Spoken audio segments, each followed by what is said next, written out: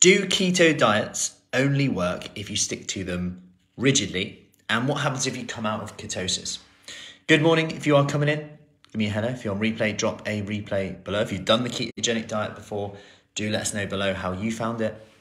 If you haven't done it before, you don't know what it is, then great too. We're going to go over that today. So what is a ketogenic diet? Firstly, I like to define terms firstly because they can mean so many different things. So a ketogenic diet is by definition a diet that's 75% fat, 20% protein and 5% carbohydrates, which basically means you would have to be, to stick to as rigid as that definition, you would have to be literally putting fat on fat. Like if you had full fat beef mince, say, you would need to kind of add lard, butter on top of that to get the ratios, because that would still be too high in protein, aka 20% fat.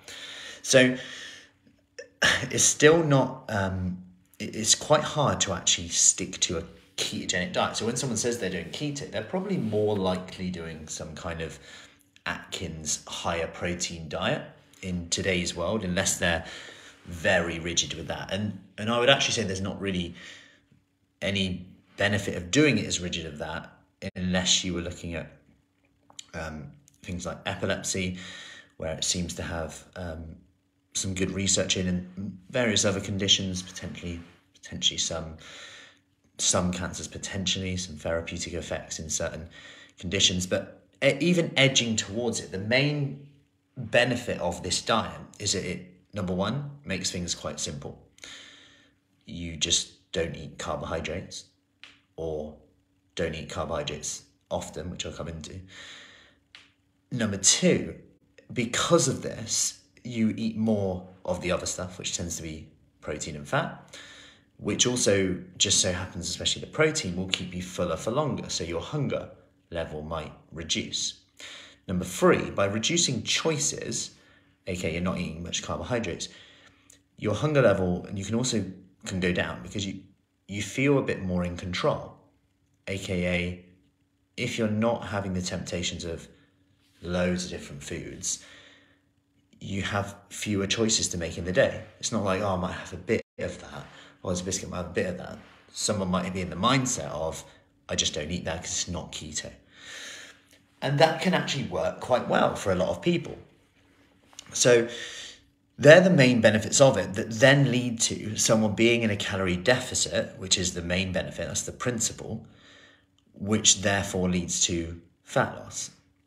Now, the key thing here, and I don't have a problem with someone doing that style of eating. I would argue a lot of the time I actually eat kind of that way. I eat a lot of vegetables with it as well, but everyone, if you don't know, I love mackerel, so I eat a lot of mackerel.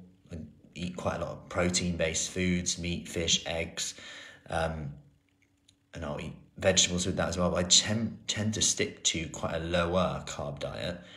But then with the family and evening meals, I'll be a bit more flexible. And this is my point here, is you can take the good from it, which you like, because my concentration tends to be better when I eat kind of that way rather than eating more carbohydrate based. My hunger levels are better. It's almost like if I start eating some, I tend to be a bit hungrier throughout the day. Variety of reasons. Maybe I'm eating less protein when I do that, less vegetables, because there's got to be room on the plate for the carbohydrate. So there are some considerations to make there. But the second part of the question, like, does it only work if I do it rigidly? The answer is no, because as long as you're in a calorie deficit, it will work.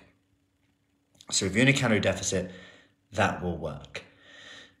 How rigid you need to go doesn't really matter in terms of keto. Like, you could be in a calorie deficit, instead of eating 75% fat, it could be 40% fat and 40% protein and 20% carb, whatever. The ratios could be, and you don't need to work these out. It's just naturally from eating, I'm going to eat more protein today.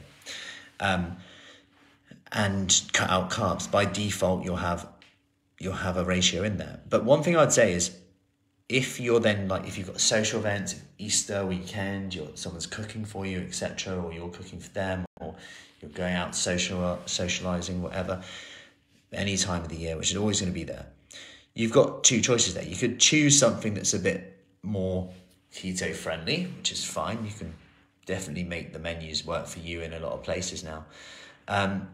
Or what you could do is just play around with your carbohydrates and fat intake. So look for something that's good protein, look for something that you want, but just go in the other meals, I'm going to lower my fat intake today than I normally would, because I'm going to allow for some carbohydrates later. I'm going out for a curry, so I'm going to have some rice with my meal later. So it's going to be a more balanced meal later. So in the day, if you lower your fat intake, that will give you more caloric space to enjoy the rice later. And that way you're still sticking with your calories, because that's the key thing. The key thing to remember is if you have that rice, it doesn't mean you fail, it doesn't mean your body will stop burning body fat or losing body fat. It doesn't mean that. Just get straight back to it if that's a way you enjoy eating. And that's the key question. Do you enjoy eating that way? So I hope that helps. Any questions on that, do let me know. Have a lovely Monday.